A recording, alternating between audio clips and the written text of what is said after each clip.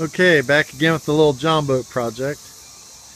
We've sanded her down with a coarse sanding foam block from Lowe's, and then we went back over it again and power washed it again, and then we sanded it down with a fine, and well, actually with a medium and then a fine. So we got it pretty smooth. Went over all the numbers and where all the stickers used to be, just to make sure there's not going to be any raised places there. I mean, we are talking a Jon Boat.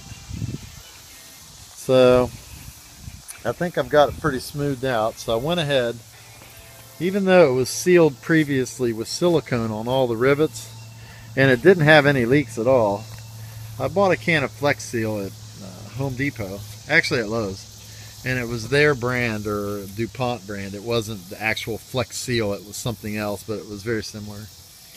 And I went over all the spots that the previous guy did. There's the transom. I taped it off, and just so I'd have a little bit more of an even line on the edge there.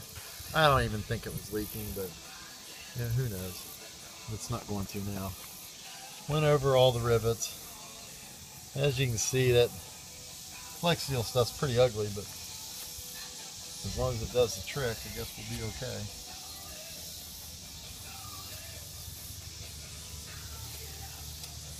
Went over each of the rows and then hit the outsides a little bit, just where I'm going to be in the water. I'm a pretty big guy, so I don't really feel like leaking.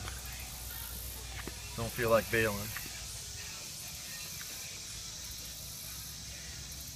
I will say that I did have my wife do all the sanding and all the hard work. She loves the sand and she loves to paint, so I'm lucky there.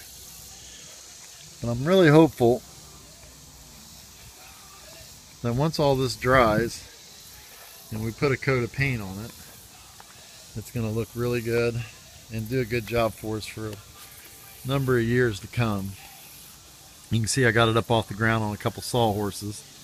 I did power wash the interior out of it and use some Clorox and some other stuff just to kill anything that could have been growing or had been in there for a long time. Just mixed it up in the power washer and used the spray nozzle for that, and it worked great. So that's our second installment for the 10-foot Jon Boat, and we'll be back again with another one.